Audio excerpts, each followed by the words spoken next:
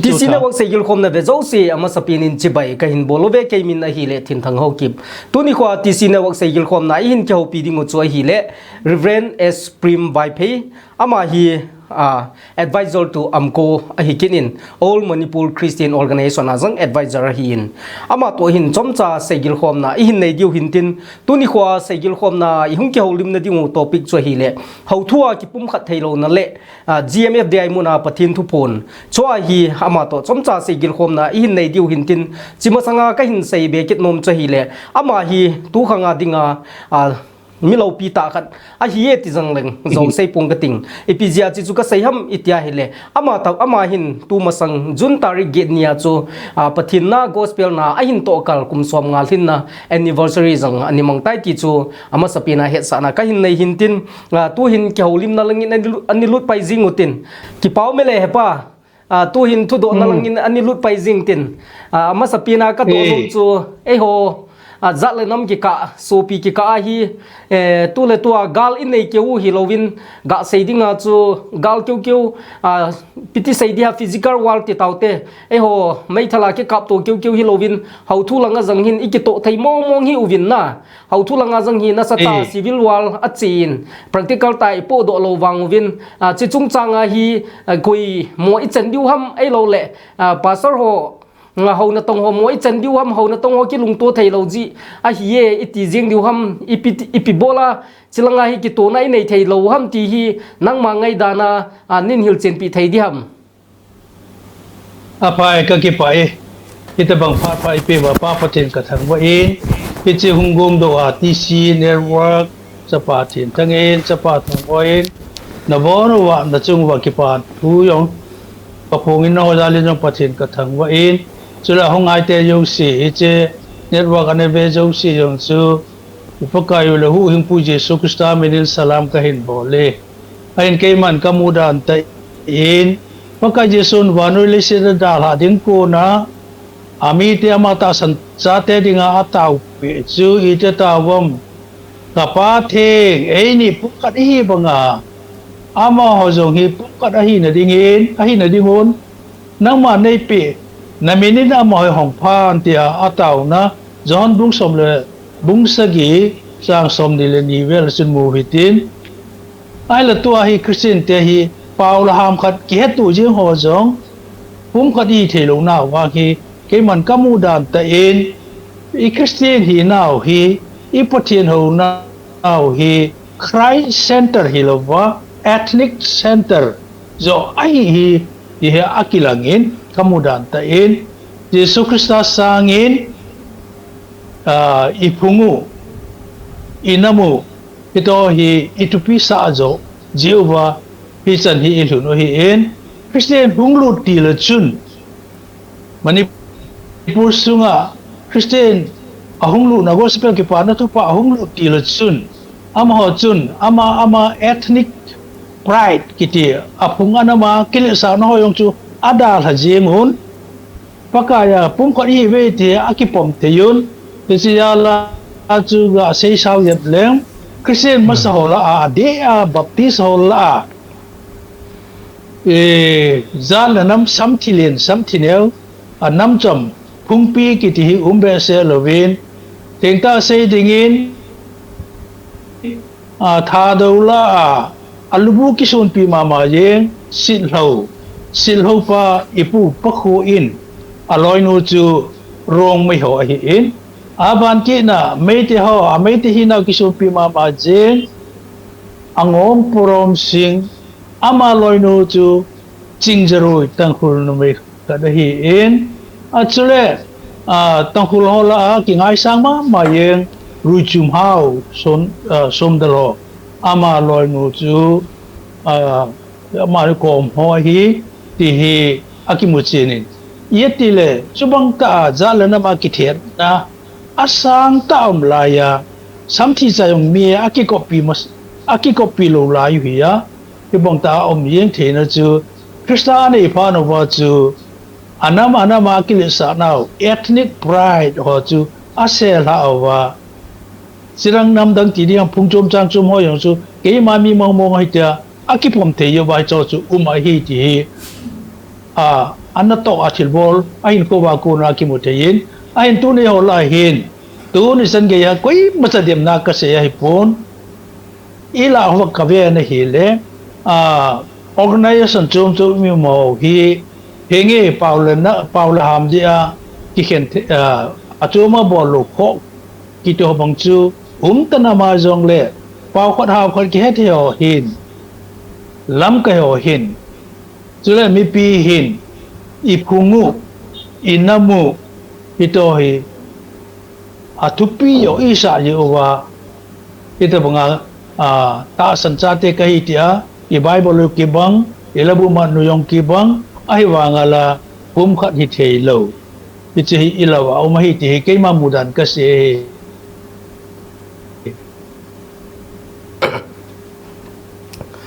Kipau me hepa nang mamudan hoiten nan hil chinin chilai chun kin jang thu khat ka do benomin denomination a ho lam ka sungi ti diu ham Manipur sunga denomination hung dan hi nang khela hi umbe se dingin ka ta sang hin na chi denomination a ihung ki khan dano baptist hin ECA hin KBC na zat homin eji chan gein jang aban le chi denomination hung dan history yang hi chomcha a thu sim hi nin sei pi thei diam nam mi pi te het thei dinga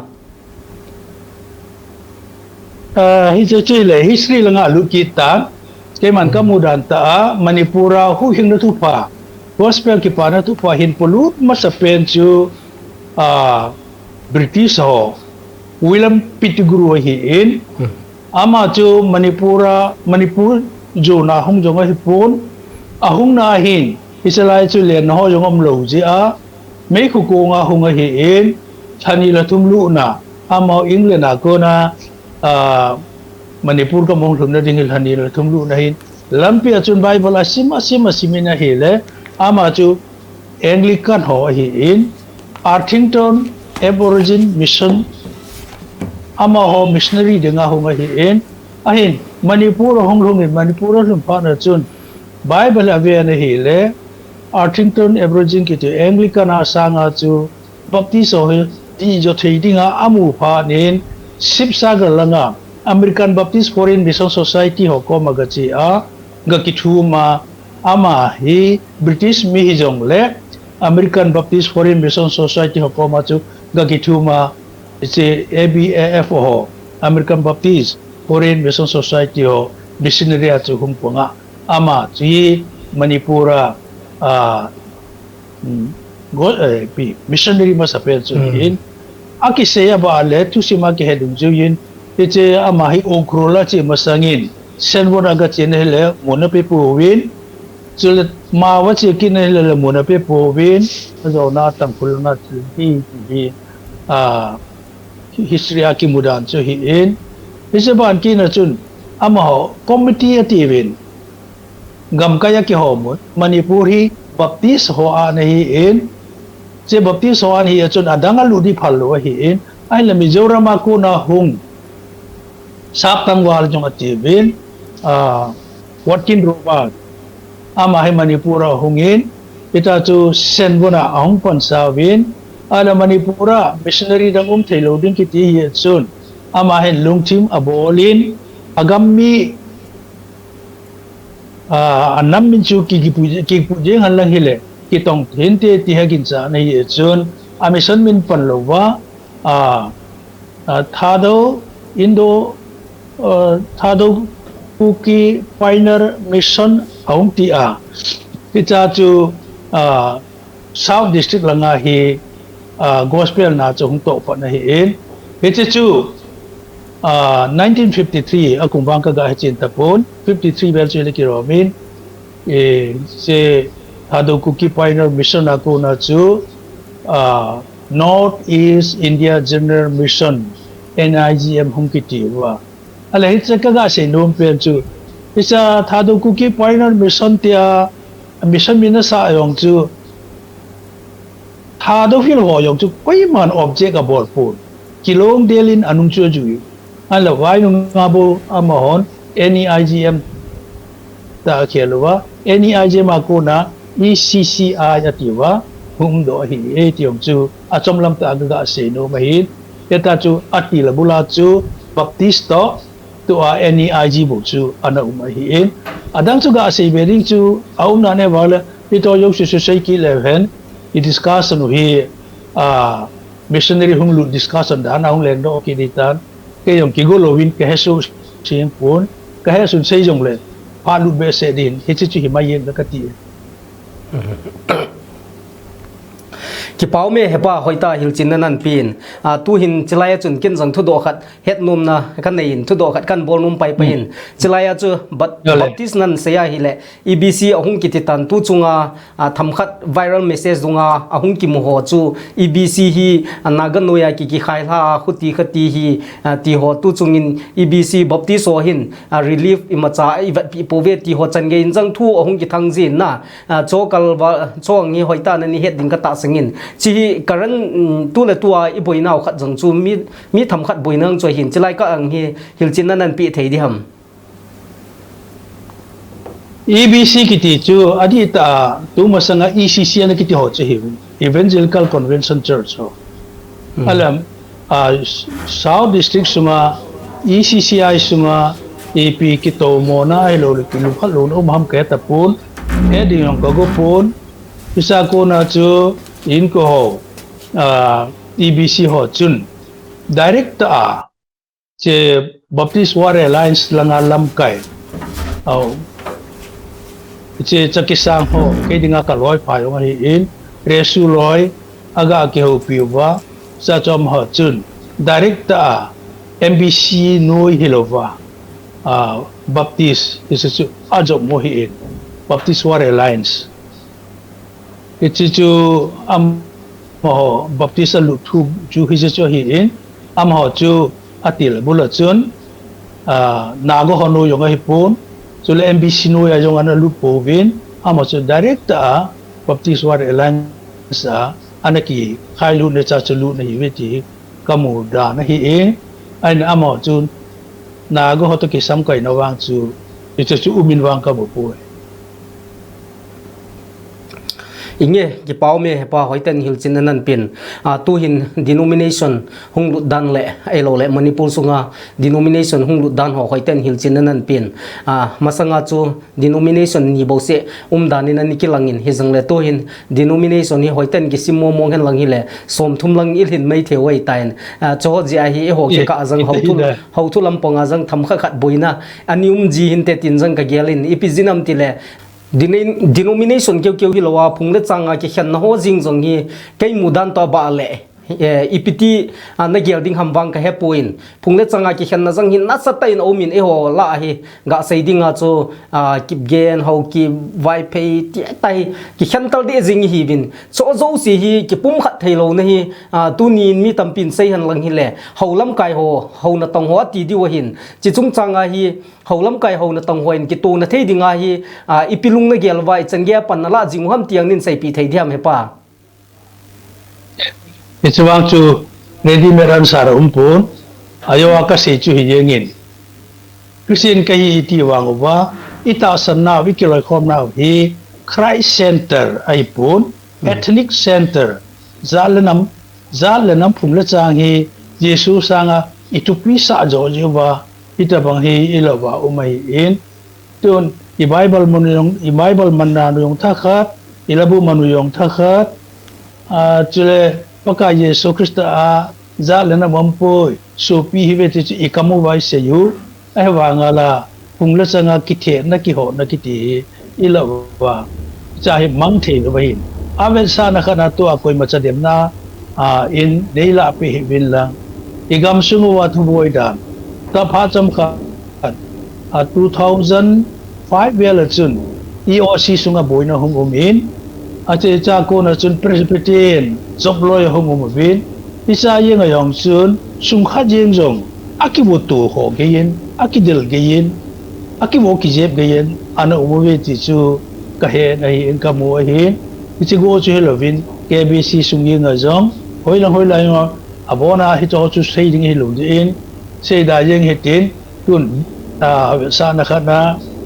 ABC mina chingamba kita mentin Krista mina chingamba ki umbesel ichigo chu he pon Asia mina chingam chu tamin tin Asia yeng yong chu Asia ko na Asia kiti ni ya jong chu amele pau ki sel khut thok na wa kiti ki wo ki sa ge yong chu ana om min ita chu pakaya ka ki pumpe ta yi ti na wa hi fully pakaya ka hita ti na lawa e ma ta salung gel hi itu pit sa te je wa e hola ta bang hi ti chu kamuda na hi ka ki pa ki pau me pa hoi ten hil chin nan pin nang muda nang point of view jang cho hoi a hoi thau thovin hoi ka sa thau thovin a di chat na se hin tu hin thu do aban ni che be kitin to akan do nom chu e ho hi bible ta san te hi vin bible hi hin na lekha bu iti jing win hi jang le bible a ki mudung zu ya chu ipi hong hi kitam iti ai le khang lui la ya chu ga saidinga chu mosi kiti ho eliza kiti ho zo si chu abonu wa hi namlam kai jang hi vin aban le pathin thu sei jang pathin thu pathini naman cha pathin la cha jang hi ki du vin a khutia hi le tunia e ho christian te la hi pathin la cha ho la cha hoin ipi bola mi pi chunga vai a hom lo wa ai lo le organization ni dal cha cha da in nei wa a khutia hi le tuni kho hin bible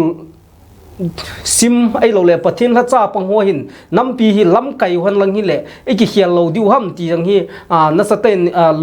lung thima aum jin chi chung changa hi tunia hi ipibola leadership pen hi holam kai ho na tang hoin nala lo ham a khuti ai le nala ngam lo zo ham ipiti ham tiang hi nin sei chin pi thei di ham ite cho hi ki le issue chu ma kita khosung ki vai hom na hun baptisi danin ga selen khosung ki vai hom na hun village administration omin church administration omin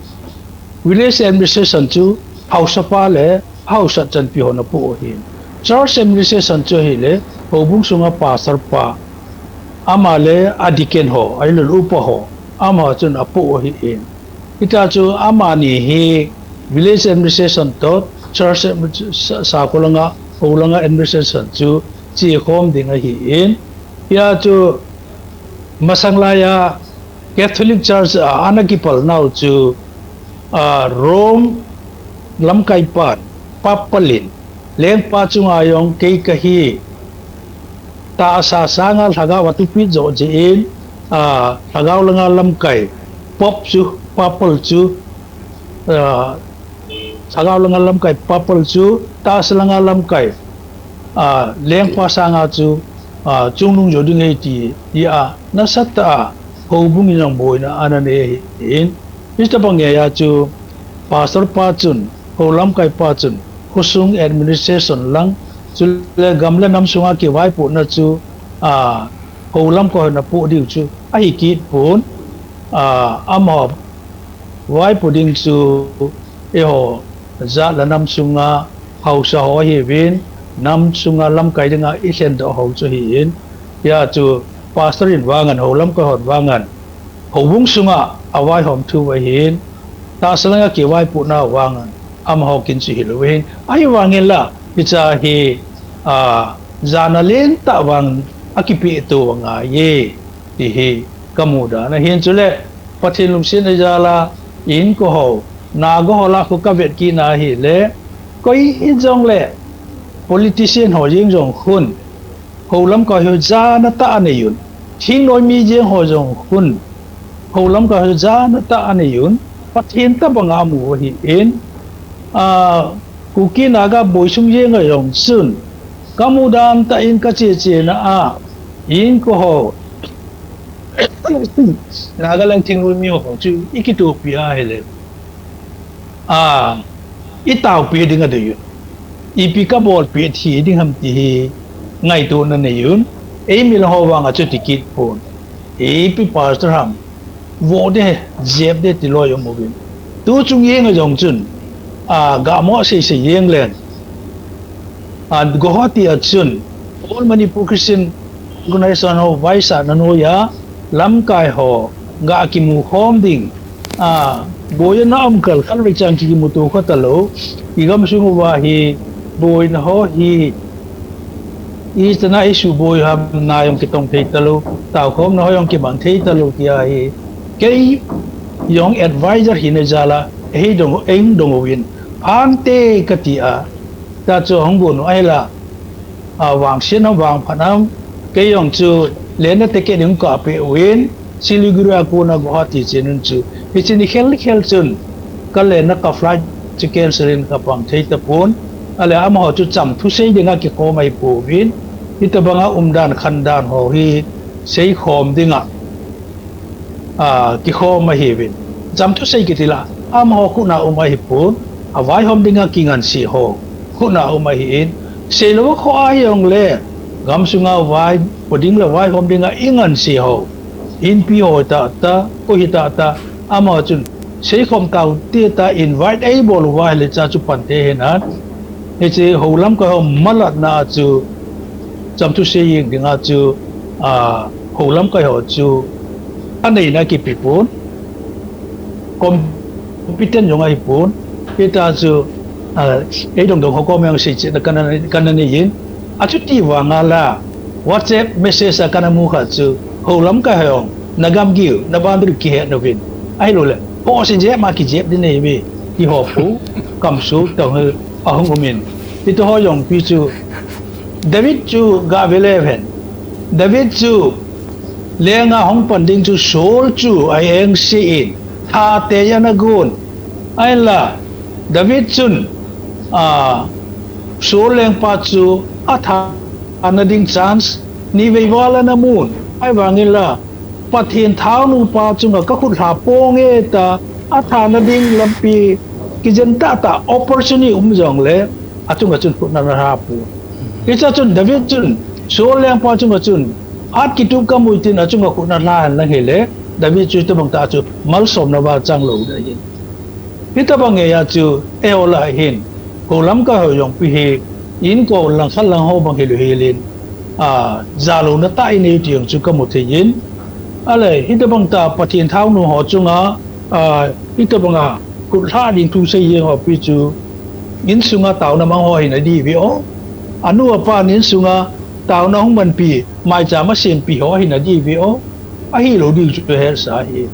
te chu thu chang kha na pathina nga thi mo chan na the hi tiang chu ingai to pu vi tiang ka mu in chu ho lam ko ho chunga i hanip dan iki sa lo dan isu ka ga su lang thu hi e chun ho lam ko ho chu pathin tu na hin ai la ma ho mo pu na chu ho lam thu hi ti chu i ga se chin be we ka ki pa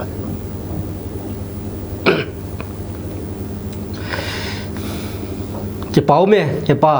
hau thua ki pum khat thei lo na le ipitia I ho society sung hit chan ge hi backward ti diam hi su jing lai hom ti ho so siang hi hoiten hil chin nan pin aban le thil dang jang nam sunga het lowa poimo tampi jang nan sei do kitain tu hin thu do aban ni che be kit lehen tu hi ga sei dinga hi e ho ki ka hi hau thua civil war na sata chil ha jinga hin nang jang na helo be ding ka ta sangin GMFDI muna pathin tu phon le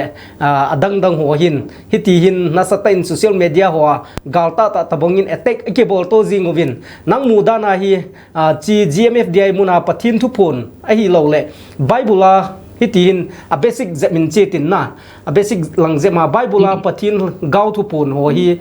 hoi lai muna ki muwa ipiti hung ki panam ti hi hilchinanin bol pi thei diam hepa pai ki pa me ye che thu a hin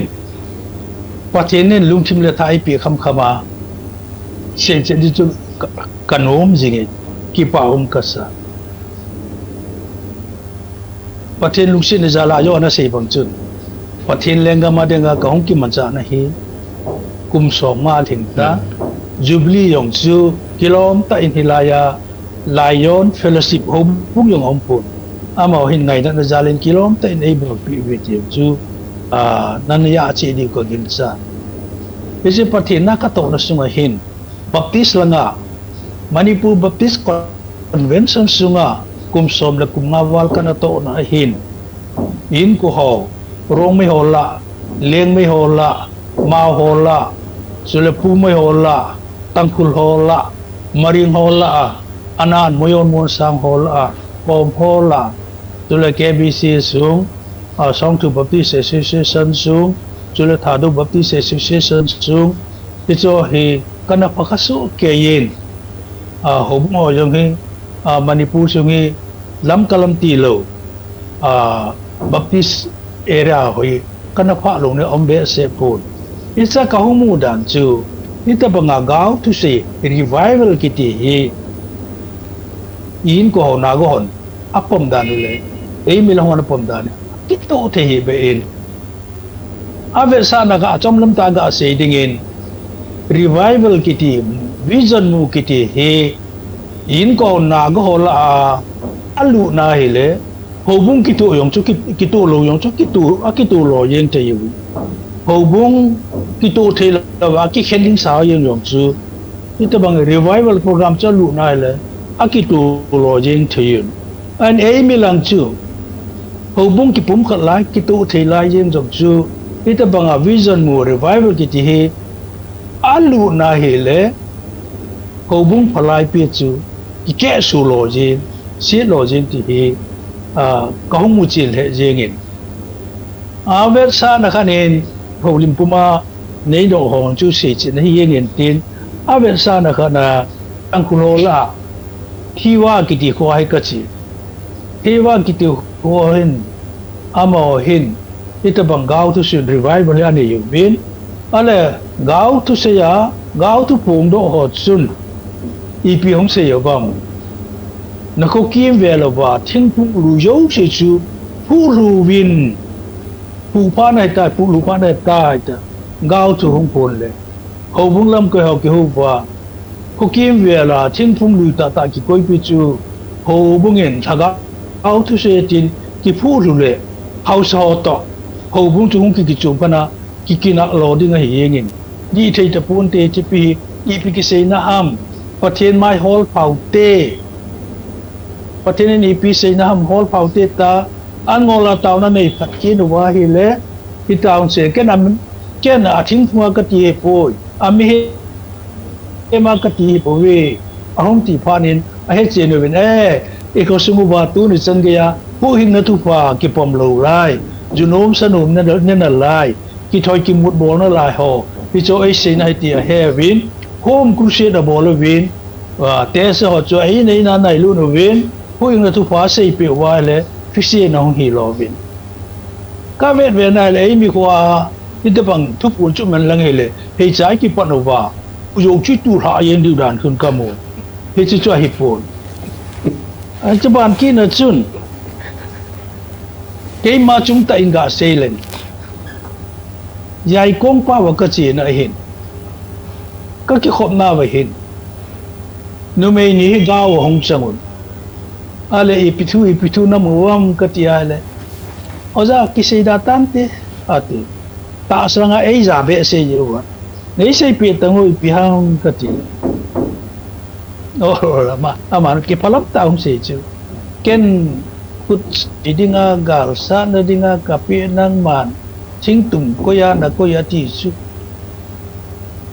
bisu kaga nga ito wala jingka chu Bible si mataw na kaman luso ahen luso các hin là nó cái kiện cái thì mỗi ta bắt cái hàng ngày đầm chùm nó cái này ít bằng siêu cái tu khởi kiện của in chứ đấy cụ kia naga hung bồi dấu thì để ta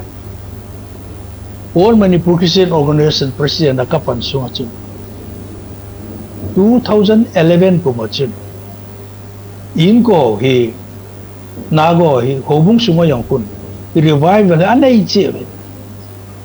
ale infal sunga langkon tarum kiti akun Romay Baptist Church aumin amo center hi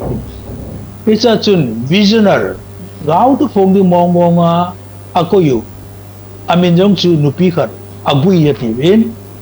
keiman katuk chu keiman katarget chu Reverend Prim Vaiphei hi ahum ti jeng etin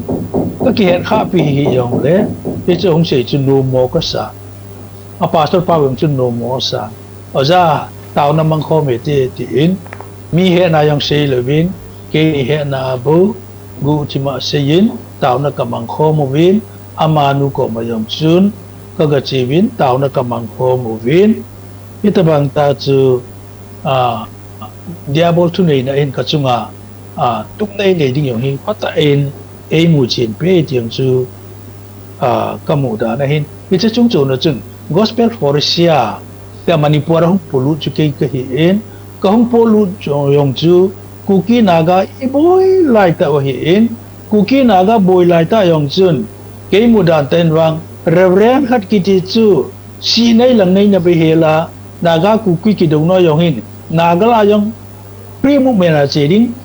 kuki la yong free movement là chỉ đến tí cái ngày đó na hi en naga ho la yong hin almost hela kana chin hu ing na tu pa kana sei ji copy no ho yong tu pi se ei ko cho bang de pon kana chi thovit ale cha chun ama ho la nga hin ni ho la nga hin ka chung over CID ding wa ei king yong chu hong thu win ito chu aban sebe datang tin ale cha chun gospel for sia ka tun do na dinga reng ri nei kitin ko reng ri nei hin ai mol nunga ahin tun wa nga dupita ama hin vision hong mu in ai ti yong ei mu kha lo gospel for sia ka tun do din nagal hon e hong he thim lo diu ei mi la hon hong he thim lo diu ito yong pi chu hong sei do it ni cha chun pachin ka tha mu in isu cho hin ka mu dan ta in ain ila uwa ade dia ai mi la ita banga gau tu sei ki ti ho vision mu ki ti ho ei ki mu da hong ti nga hele ko lam ka ho hin bible head na sule kaping tha tai ti na ito ho chu ki sun pi vision ga mu ho gau tu phong do ho hi ta sa lung ge la hu tham ti ngo le pe chung ki tu che lo hi in ko ho khun gau chu gawa tham de ha ti ho bung sunga ito ba gau thu ki po na ki ti hu mu ho yo hi adem tho po vin pa sa ro chun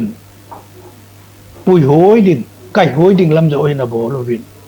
aya chu zan hila chun jesu to ka ki mu to ti jen jong le agau tu pon do ti se ho chu pathen thu to ki to lo wa hi le thu la lo hi ding ai ti se dung ya chu kai tu na lung lu ta po na na ne ta ita ba nga vision le chu mo ha so lo vin au bu pa sar chun a boy pi jing vin a ta pi jing vin tu la chi khi lo na ding vin ong pa wi ti vin ka mu da pathen lu se na igamu wa itu se sabu se pathen lu se ni zala Israel ka ulai dun ne khat he jing ka khat he Baptist Church of Jerusalem Howin kainan ka ga pagin na hil numei thum hi gau chu ung phu numei thum gau chu ung phu na wa chun pastor pa chun angai yin agau tu si ho yom chu an non do i ani nai ke chun phaten an non do i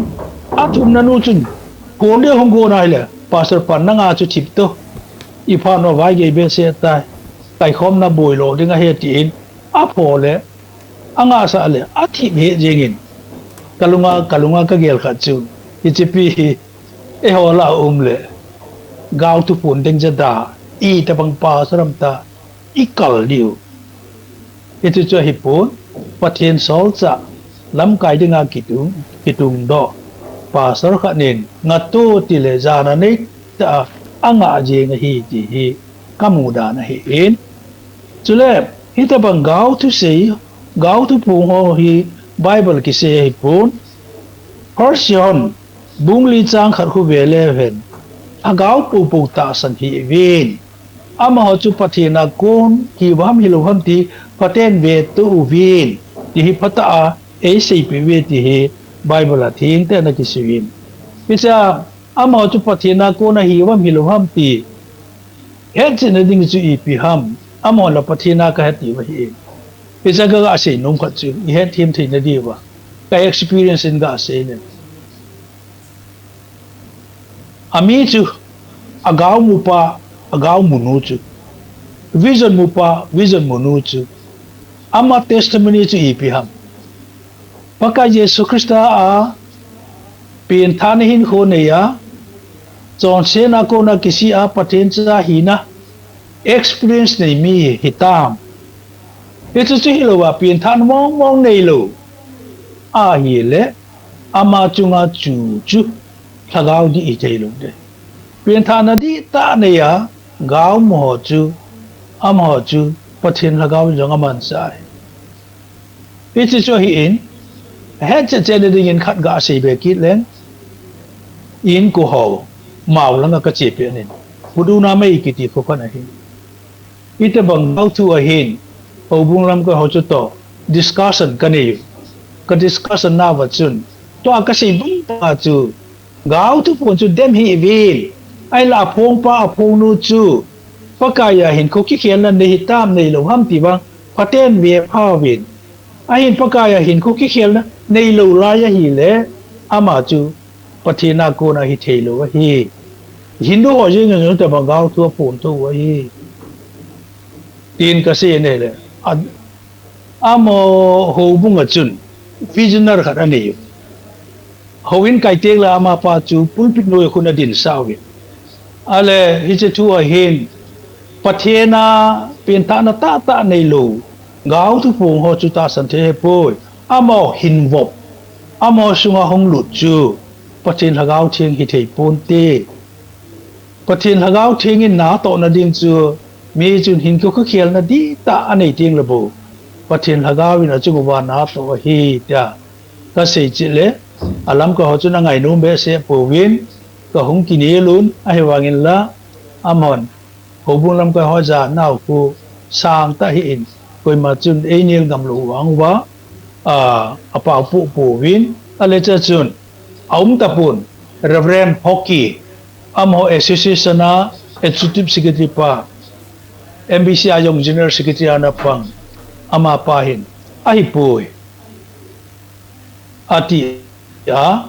ke se chi phata hong sapo na tu a gao thu ko nga iti pau cha pang pa hi mi ping tha hina in sunga ita bang cha pang mi ham skula ita bang cha pang mi ham ama hi class ong dal hen jam ji in tron a chule nu thu pa theu ngai pon chule junum sanum jong a bol jin ti hiom chanung se ai le ama pa chu a pau thelu pa pi chu hung pau do a che tai ei dal hat tai a hung lu til chu na wam si senin a pot pha chu na wam ke ku ye ti hita banga chu amo hi pathina kon hi wam hi lo wam ti pathin ngan sina isan dung chu yo wa e chu ivet chilu kol chil dinga pathina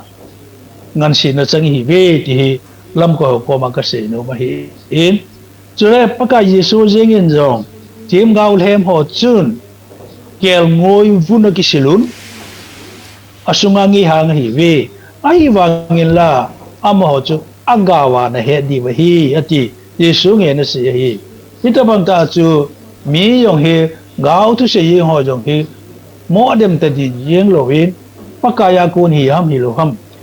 pachil hagawa ko na hi yam hi lo ham ti pata bet sila nga yin dem tho lo wa pan pi zo a gao bu a hi ni kha yo jong le thagao bu hi kha jong le chu dil do nga ya isu pastor on na bolo lo ko ha ma boarding yong chu ga se be no min mi mo dem tho lo ding chi chu ga se be no min ale hi cha hin ga het be ki ding khat chu mi kon khan hin iti bol kin ubam iche gao kamui gao ka sange vision kamui ti hoi ahung ki song ji be pasro ya sa lo pasar ka heti a kamu bon bungap lo ka het bon hang up lo vision kamu bon bungap lo ya hi pasro sim monum neong chu ahung ji yin iche ki te bang lungel chom ting le pathin thagawa ko nai te pu chu he jing the hin ani na hu hin na ki ti chu pathin cha ka tai ti chu iche gao chana ko na bu ki he hin gao chang lu chu pathin ai pu ti yong chu ti lo yong ki ni iche yong chu a chi hi lo he win ai nai ita bang vision mu ki ti gao tu pon ki ti hi pathin thil pe la a KHAT a hi in one of the least hi si yaw lo ba hu in the chu chan mai one of the least of the gift pathin til pi la aneng pe nei jong het angai in dem tho ding wa ngai ku ale chi chang ho wang chu pata pu hu ya ngai in hi chi bu hi pathin na to da nei ta din pi lo wang abor hi ti chong chu iga sei be ki no hi ye chun Bible First Corinthians bung som le bung li chang som le ge chu ga se le ga be le hen gao tu phun thu se yin mi hem he te lu thu chang chang som chang sang khat ga se sang in he te chang nga se pa yo tia polin na se yong chu i he no nga yin chu le rom bung som le bung ni sang li sang nga First Corinthians bung som le bung ni sang khat na pa na som le chu ve le hen ta san sa te hi pathin in ei man dan a cho che hi a he la khat pa chun ke a bo hi a di hi ke a bo wa pa ha ti la wang chu bung di the lo hi pathin in ei man dan a cho che hi ke ma pa kai ei man dan a chu min ka he chu lai mi dang a man dan a chu min ka he ajawa tu patna nong sei bang chun ke ma pathin in ei man dan a ei mana ka mu chu hi ta banga gao thagao lagao lam thu hiền lang ala ta slang ye nga jong mi si mo mi no si am hoi pathin a ta ki tu hi nam te kapo na te na hin avel sa na kha nin tun mei te hon ku ki ho ahung tha hi ve refugee hi ve amo immigrant hi ve ati ho jong a hi lo dang tan chu lo ka he the mi ya chu le kha jong ni lang ka su nei tan tu chung ta yong chun le khabu kha jong ka sut be ke nen te che ga we lu chun mu win na tin ku ki zo people indigenous or immigrants tu chunga pakana ka to kum so ma thin na jubilee ki bor na memory dinga ka sut do hi in te che min hi banga ai sei ta ai ho ki hong thei lu he la ti chu ki defense sei lu la mu kapuna thovin i po ve ahung chau tha hi po ve a chawa te hi ve che ye ta chu mi hon i ki chau le le ho amu jo ba gut pha pha se a hi in i che ga ma hi au ma saloi chi hi ve ti ai ka su na le kha hin i su patenin mo po na ei pi na ka he na ka hong su thu a hi in ye chun patenin MBC kom lai jeng ayong chun hita banga gao tu chung changa kinil na them gao he mo chung changa kinil lo na hito mun iza na ma hin kana che in ale cho la ayong chun pathenin ei pan pi mo ong e ti he ke ma personal la kong experience in ya tu pathenin ei di ei um pin na hi le koi ka ki nem ta hi koi ma chaging lo he la tu kong se ji hi tu lai jeng ayong Yesu ka ki manda na hin aban ki na ga se be no mo chu ito banga gao to say to GMFDI hiong le amo go lo wa akoi lo chu hiong le ise gao to say hi mo dem tho de nga hi pu pastor chu amuna ga chi taw na manna wa chu ngapana ati poi ti ong le su di nga ye ala pastor na su di lo ko ma su di ding Yesu ke mo da na hi in ya chun mo dem tho pu te ala isa ga he di kha chu Christian hum ki patti la sol cha ho chun ana adam lo ana dam sau thil pha na bol ai wan la judalam ko ho na tin na ho vin su mang te ding na go vin ana manun a wo vin a je mon all sol cha bunga Trang som thum le li sunga i mu hi in Israel te lam kai hon Christian ma so chu Peter Roy John Roy chu amanova awo wa je mu wa a chung thu sei dinga a he no chu a ke hu na wa chun Gamaliel kitipa da thu them ta Paul yeng yong chun Gamaliel no ya hu kham len ka hi ti ve ta ama pa hi Allah wa chu ga yaw kha a juda lam ka hokoma ka su pite hon thil bol ro noi khongai ta de win amo ti lovin tu masanga theudas kitipa kha jonga no min mesia ka hiatin rom hono mo chu sumang tawi judas kitipa galilea kon pa yong chu rom hong kon no sumang tawi to ajeng ho yo hi pathena hi lo wa la bang tha di wa hi pathena hi lo wa na ho hita pathena hi wa na ho hita na de wa hi le pathen de man hi ding wa hi atia le atham ngam lo wa adal ha wa hin ye chun GMFDI jing som hi dem tho lo bin pathen phat sa hi le pathena hi le chal cha lo bin tin pathen phat sa hi lo le mang tha na lo diu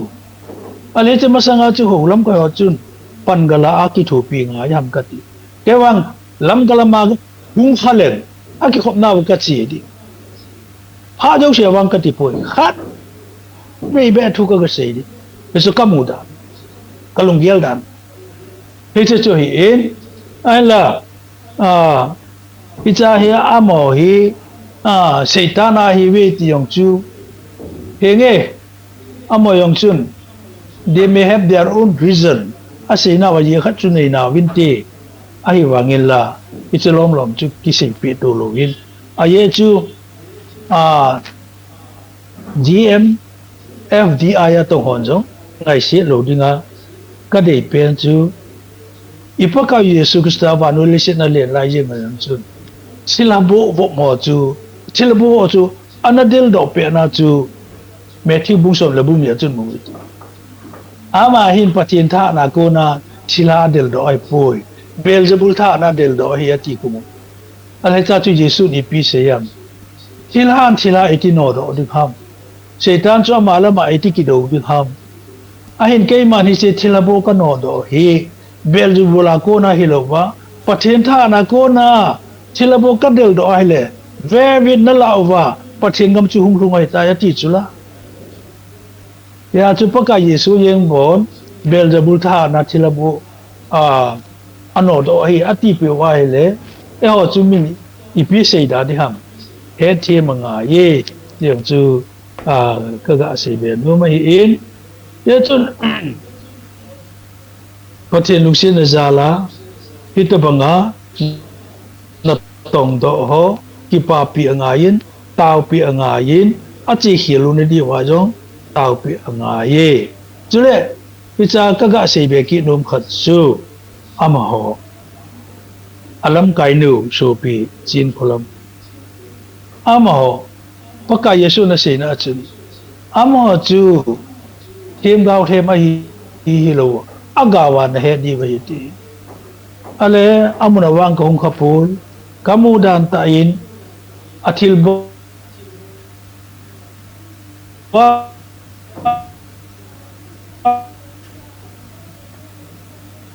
amra athim na ne khat ve jong thu boi ma sang chun KBC Center Church ami ho chu hung pu yin ho bung in pha re pe vin tu sei na yong an yun la sa na yong an yun mi he mi nen ka ve ne la ka cha hi be a ping su lo a el bai ho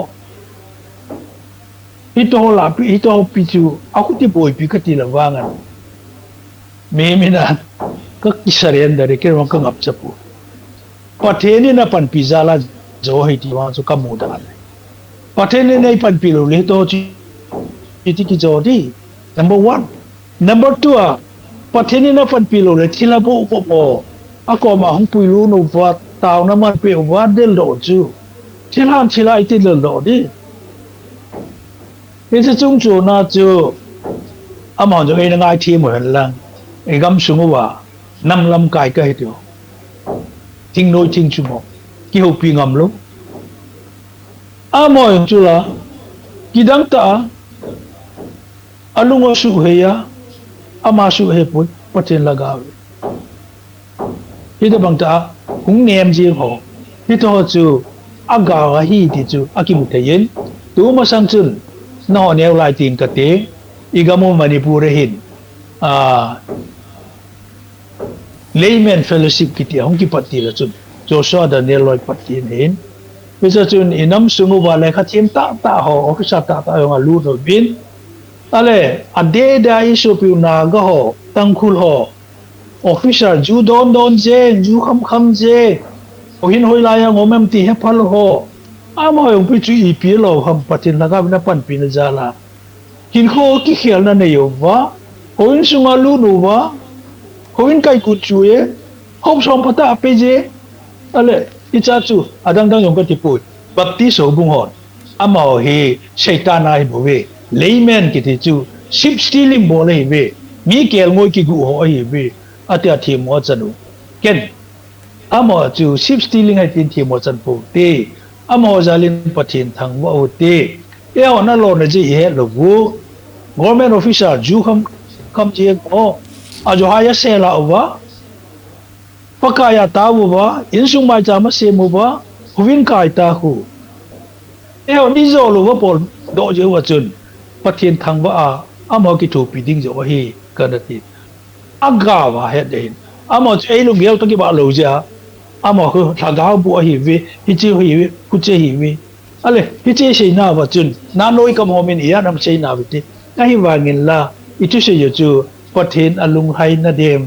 ti yang wa tu ngai to lo ko hin pe cha chung chung na chun ka ga sei be ki nong khat chu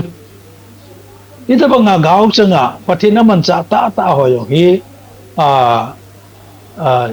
ite GMFDI ya GMFDI to ho yong chun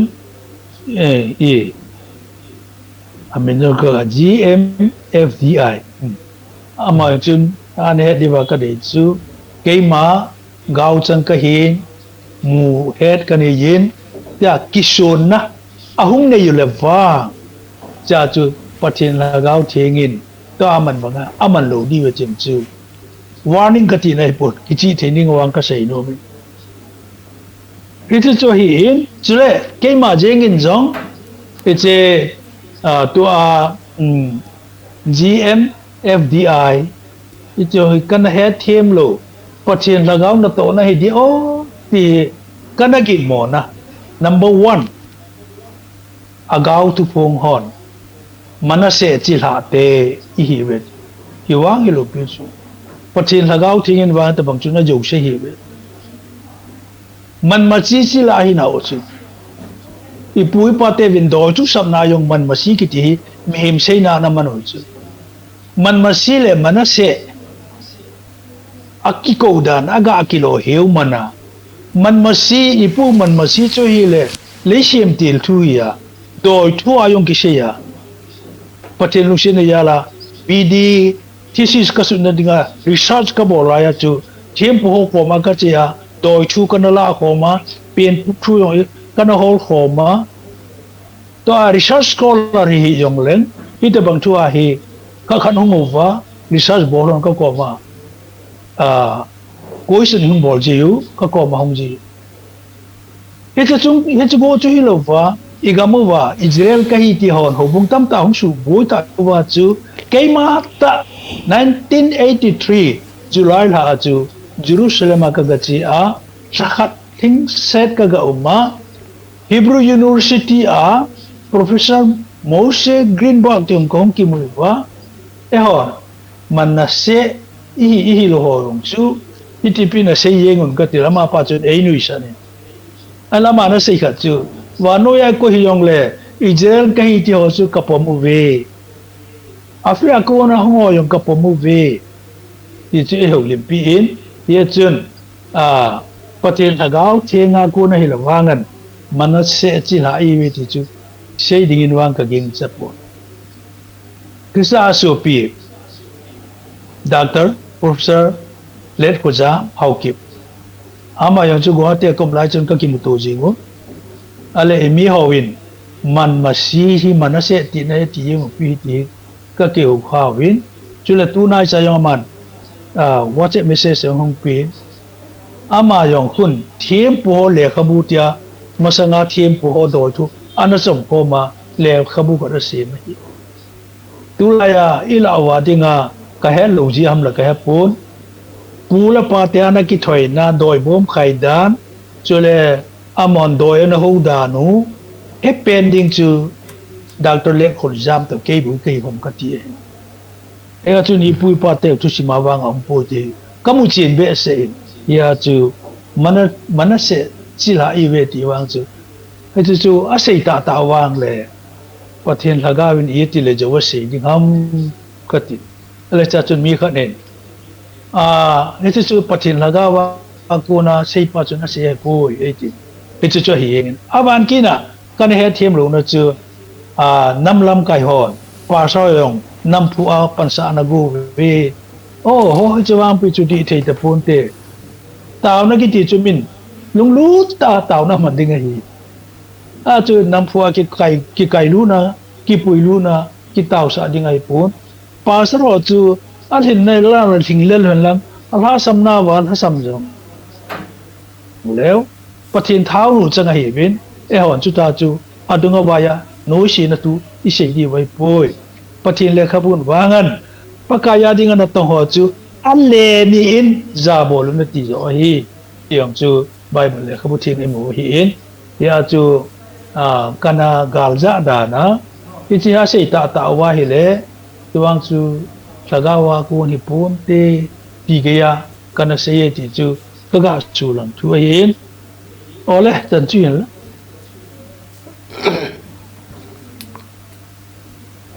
ki pau me hepa hoiten hilchin nan pin GMFDI chungchanga jang tu hin a chaina langani mano tautin he ki holim na hon jang hi phat ahung chi thimtain tu hin a chaina langani mano tatin to a kan thu do nom cha hi le hepa nangin ipiti na gel di hamwang ka he puin keima mu dana hi lam ka sunga hi tu le tua hi iga ve vin hi le khamna the ne a hi lo le numea ki chi mi tai lam ka jang hi mi tham khan na sei le sodom le gomora abong jing tai tivin chi chui ga vet kina hi le 99% hi 99% hi Christian hi kiduvin e ho hin mission in hobung in missionary I chomuvin ai lo le munda ngai sol do vin chi sanga chu e ho gam sung zo hi ki sim pha masana aban le gam danga missionary sol thei lom ti ho zo si jang hi opinion hung lu ji na lai ngai dan pin hi keima personal interest ngai puin nangin ipiti ne gelam tinin sai pi ki thei di ham ki pau me gamdang missionary so ki chu missionary na to na hin ai ding mo ai ale tua I hopi sungu va junom sanom ne ki ngol sa chon di lo ba chon ki ti chu hat khanin ana ve le hen ama hobung te de ama hobung te de hin ki che hobung sunga pastor ho mo po na ni ho chun a boarding bangwa bol lo a tham ding banga tham lo yo ba yong chu pi to yong chu yong hin tin I se chung chu na chu in sum Christian family pen ta pathina hong ki pya mai cham hong sim jing ho in sunga ko na te bang ho chu lo de hin a in sunga kat ve sa yong in sum mai cham hong sim khalo pathin tho ki khu ka na hong nei khalo pi to a ko na chu hong yin chu hin ai na mo boi pi ding chu ho bung pastor ho hin pastoral na to iti chung changa yong chun tu Manipura compare chun khat be jong hi gam no phaya seminar boarding in ekun ka chen ka seyin ale cha hin ni khanin ama ho bung sunga mi khani khawa ki khai le ala khawa ki khai ni pa khawa ki khai ni no chu ho bung in bui lo dam ti tu a boy atin ken jong he chu ka se nom pen chu ama chu khawa ki khai li ji a ho bung in bui lo dum chu bo pi dei yeti le ho bung mi khat chu khawa ki khai li je ngam pastoral ministry bolo ji ama chu khat ni lung phu na khawa ki khai li je ngai poi mental struggle so ta na nei dei isalaya chun a ho bung pa chun pastoral calling ana ne hel lang aina ga chen lang ta no man pi hel lang khat ve le confidential rong hi omin tin confidential ta ho lin pi a boy nei pi ham tin phat ta en ana boy pi han lang ana hi len lang hele ite banga shui sa chum lo dai ye chun ache aki khai li pa ki khai lui ni chu vui ding ham vui lo ding ham tia boy sang a chun ite chu ama chu ki khai le hin vui ding vui lo ding ti chu ama thu tan ding chu hoi po vin pathe nang sung thun teng le pathe nan chung thu tan nan tin e on wang le se me mi na do la i bol lu chi bol ding wai patai vui ding wai ka ti le mi kha jong hin a chu ti le ke ho pu nga mi kha chu ne me kha chu me le to ki cheng a hi in a le me le to ki cheng nu chu a hung dam mo ta a le hospital omin pastor pan e hung ta pe na ti le ita bang mi ho bu nga ve na ho chu e ti ki tao pe da ma chu ita bang chu ai pu Lang bang tha holding a paka Yesu Krista van lo li sin oi ita banga a ho bung member kha chu mail he to ga ki chen ji a ve na ji a ama chung thu itanova idemova tao na man pe lo ki chu pathina nga bol khilin tai isi ding chu ai pastoral ministry ki ti chu hoina pulpina tu sei kim se ko e pon a ho bung member ho chu hovin kailo hu ma yong le pastor pa chu ai no wa ga che a ka ve le they can hope we thele pu yin tin they can hope we ngai low confidential talk of ding ala changa chin tin thagaw lam thu aga pui ding ita bang chu hi in ave sai nang ga sei sao be yan le tun i hu ho bung su wa chu japang thum bang hin example ta we example na wa chun ni hu pa chang ta we khát cho pachang tapu ala pachang te ding chu kilom tain lop nai ti diu ham facilitation ni bol pi ale facilitation ni bol pi chu hobung in jong chi bai bol win ai no wa pa kho sa de ti ho yong pi chun ti ni bol ngoi ho ala ki pa til pi ga pi win ale alo hing lo pa chu alo hing lo nu chu la itu tu don da ki jingun itu tu hiding ai poi pastor ministry chu apa so ki papi banga chu apa selo pa pas lo nu yong chu gavila boy sa se hi in boy thada na ne hi in ta hi patin thu pata ho lim pi a ta chu e ga kho kha lo ba hi le ama pa chu na ma nu chun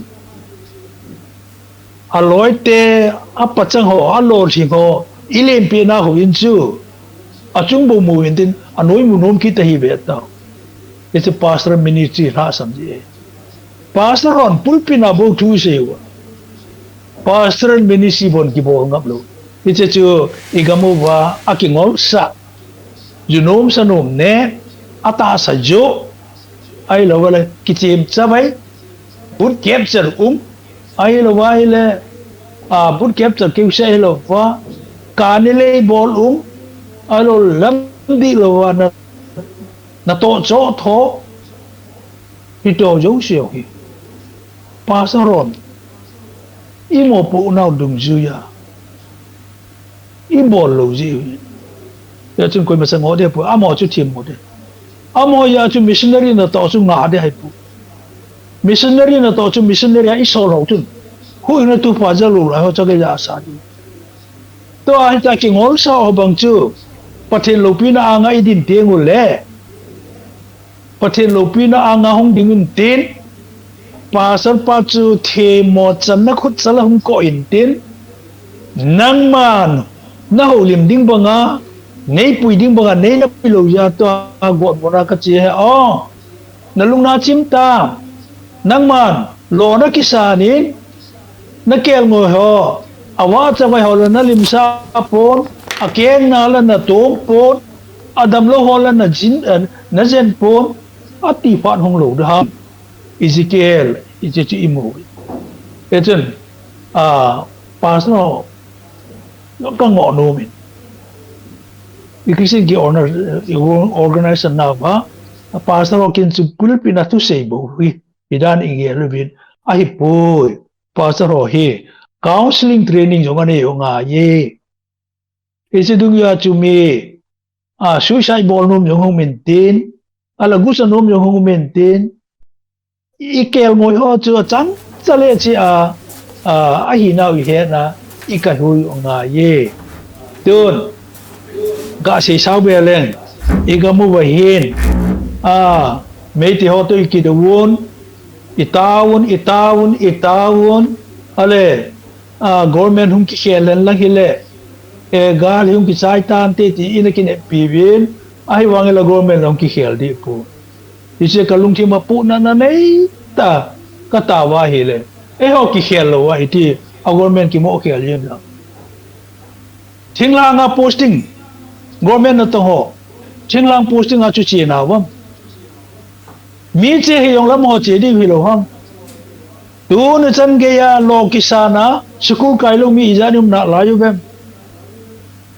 a chora chan pulang a chang che len ga selen singa na primary health center na to ho cho to na wa chi na wam pher rola DCN lang ai lo wa le SDO in lang STCN lang heng le ma pi cha mo po na ne chu Christian je hi lo wa Pathena tao je Pathena nei ko na wa hi chung wa hilung dan gal hi Pathena nei ko na ti sang thei lo hil e o ki khel lo wa ye ti li situation of Pathena a khel de ham ti chu ke lung thi ma ki do na om ye chu mi ngo pu te tu le i ga lo hi mei ti ho ye ngo pu te i bola Pathena na mo pi e hi ti sim mo di wa ei that di wa ei nu she di wa Pathena na ja nom jeng hi tam ti hi ki ngai tu tin e ho jo ki khulu tin e o ki ngai tu ti mu te tin la ngala de hin mi ve pu te e ho ki ve ti ti hi ka sei da na hin ye chun ibola hello gama Arunachal gama Bihar gama ai lo wala Bombay gama Evangelist ai lo le Vietnam gama Cambodia gama ibola missionary ki soldingam i kho chungoba i weng sungoba itabanga dan to hello Christian hello tamta man ti chu hinge apronga ga wedding achuna hinan ai wangila asunglang ta mo pona du ya ga wedding en ama ho chu hobu member hi sai hobu member ho wa chat wa ya la wedding chu ke ngoi ching pau mai ke ngoi ching pa chu ko pastor ama mo pona hin Evangelist na rule Missionary amo gampama isol nga yobay solo nga yin sule support nga support nga yin atu ti lo baile tu ne chan ge hu yin tu pa hello lai ho ku kan ve nge la in ko hung ki cha yin tin pathin ko mi su ti ngule e mo cham sa na put zala hin po tho di ti chu ka ga se no min ka ki pai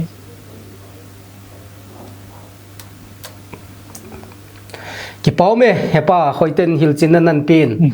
tu hin thu do a chai na ni lu ta tin to a chai na dinga kan do nom chu Bible le Christian ta san thu dola a chai na dinga kan do nom chu nami pi te anga tu galai ta hi message na pi nu mom le nin pi thei diam ti hi a chai na dinga na ko ma thu do kan nei no ma hi kakipa ai a message so yong chu to ka se ho so hita ye chun hit banga anama gali ne yu hi ken igal nei je ba chu mei te ten ipui pa te wana pan na ho moirang treaty mei te leng pa to ki thu job jing ding la mei te leng pa din pi dinga treaty ana se mu 1859